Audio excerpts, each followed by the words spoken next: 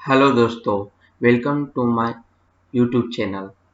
हमने पिछली वीडियो में ये सब जान चुके हैं कि how to create database, how to create table, how to implement value in tables. तो स्टार्ट करते हैं। आज की वीडियो में हम how to implement aggregate function in MySQL सीखेंगे। तो चलिए स्टार्ट करते हैं, क्रिएट करते हैं। Create table BCD।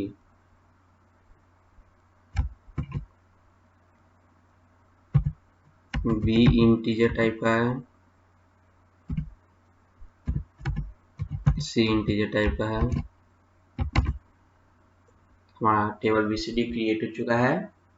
Navneet database में इंसर्ट करेंगे value.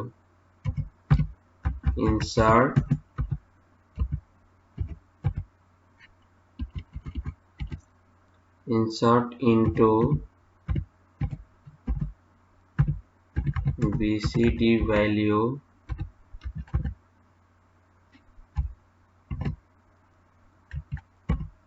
One two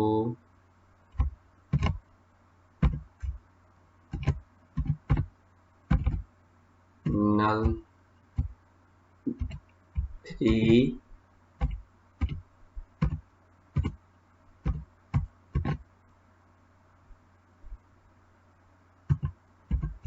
2 3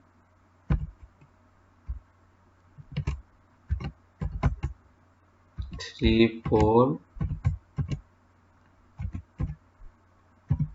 4 null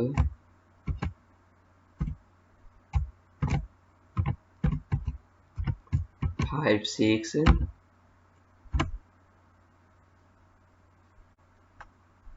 select start from BCD। हमने टेबल BCD में B और C दो हमने कॉलम लिए हैं, जिनमें B की वैल्यू हमने प्रिंट करवाई है 1 null 2 3 4 5 एंड C की वैल्यू प्रिंट करवाए हैं 2 3 3 4 null 6। चलिए अब देखते हैं। सबसे पहले हमारा एग्रीगेट फंक्शन में काउंट एक एग्रीगेट फंक्शन है, इसका हम यूज करते हैं। तो काउंट यूज करने के लिए सेलेक्ट COUNT। काउंट फंक्शन क्या करता है? काउंट फंक्शन काउंट करता है, सिंपल है ये। काउंट करता है किसी भी हमने कितने एलिमेंट कितने रिकॉर्ड इंसर्ट करवाए हैं और सारे रिकॉर्ड को काउंट करेगा। चलिए देखते हैं। फ्रॉम BCD हमने कहीं गलत किया है। काउंट एक फंक्शन है तो हम इसे अलग नहीं लिख सकते हैं।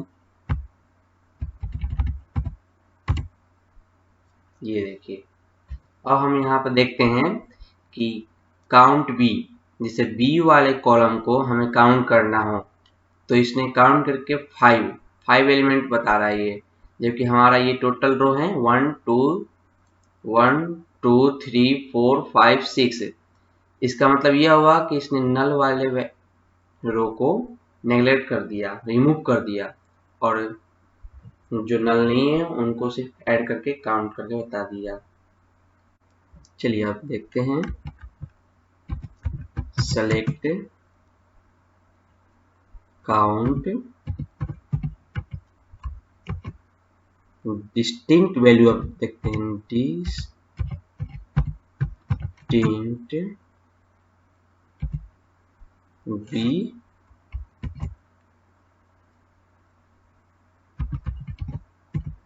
From BCD।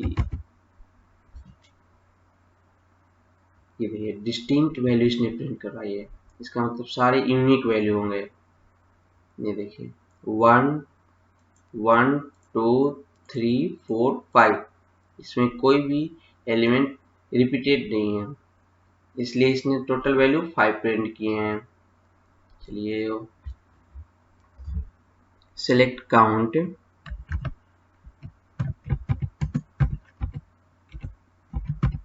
select count distinct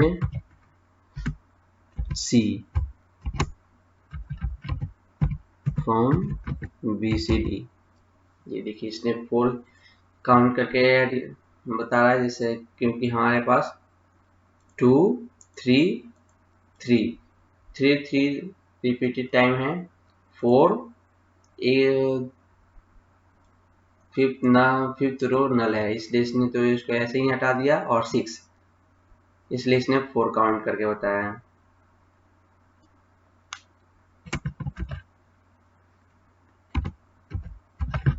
Select start from BCD।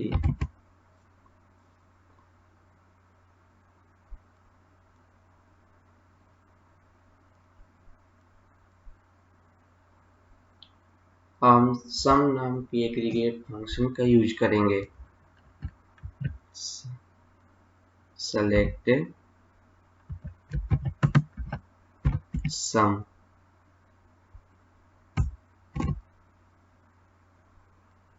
B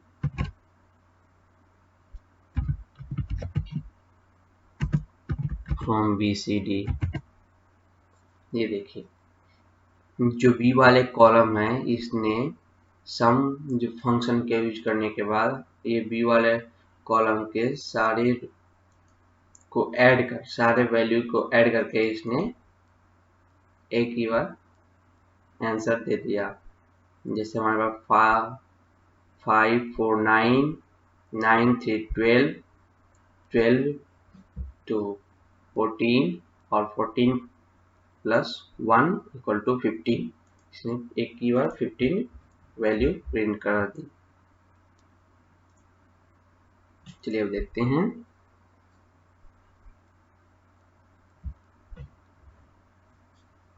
हम सेलेक्ट सम, हम सी वाले कॉलम को देखते हैं, सी फ्रॉम BCD 18। उसके बाद हम डिस्टिंक्ट वैल्यू को ऐड करेंगे,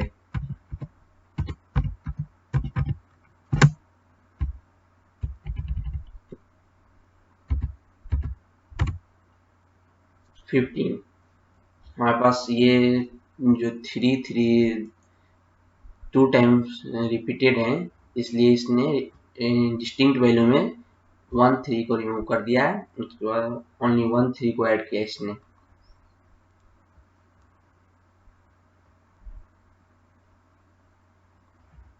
तीसरा हमारा minimization. Minimum select mean of B from BCD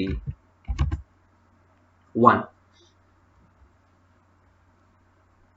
1 1 2 3 4 5। इन पांचों में हमारी सबसे छोटी वैल्यू मिनिमम वैल्यू 1 है, इसलिए इसने मिनिमम वैल्यू 1 को प्रिंट कर दिया। सिलेक्ट मैक्सिमम, और एक बार हम प्रिंट करके देखते हैं। मैक्स 5। हमारे पास जो 5 एलिमेंट है उस और सारे एलिमेंट से मैक्सिमम है, इसलिए इसने 5 वैल्यू को प्रिंट कर दिया। Now select start from BCD। Sorry, select की स्पेलिंग मिस्टेक किया है। सेलेक्ट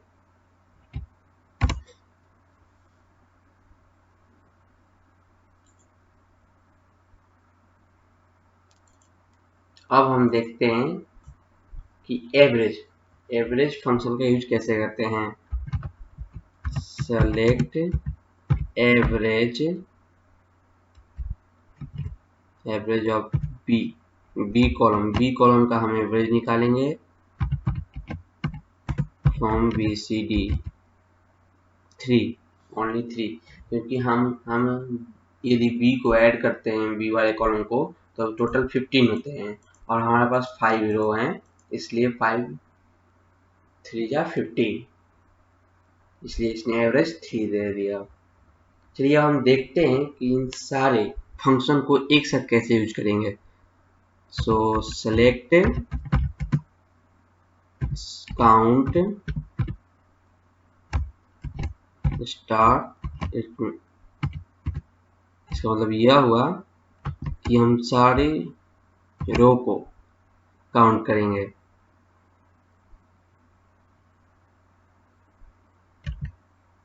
A1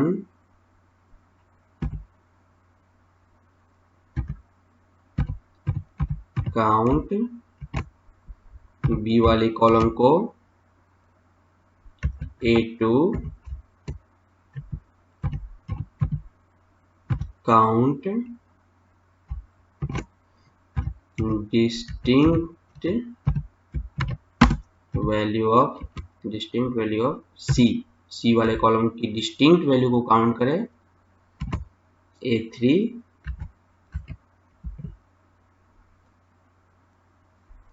सम फंक्शन का यूज किए थे हमने, सम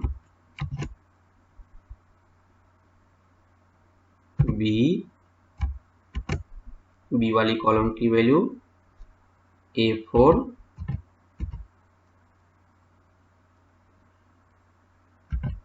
सम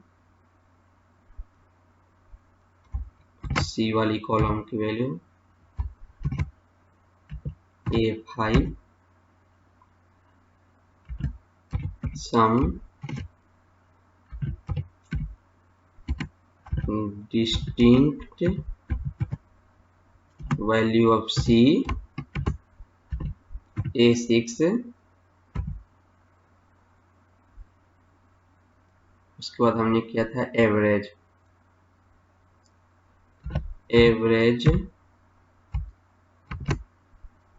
ऑफ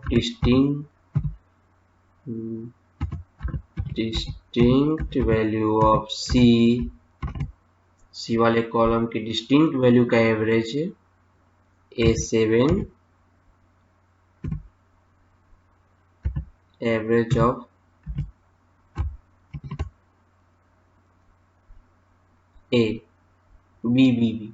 बी वाले कॉलम की average A8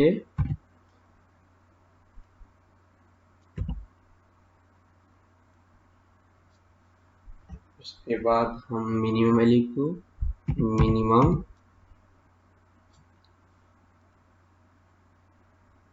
minimum value of B वाले कॉलम का A9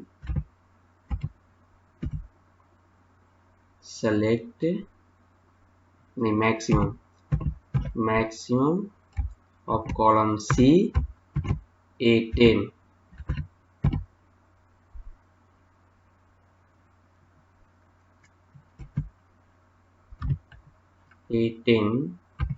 from BCD। Thank you दोस्तों।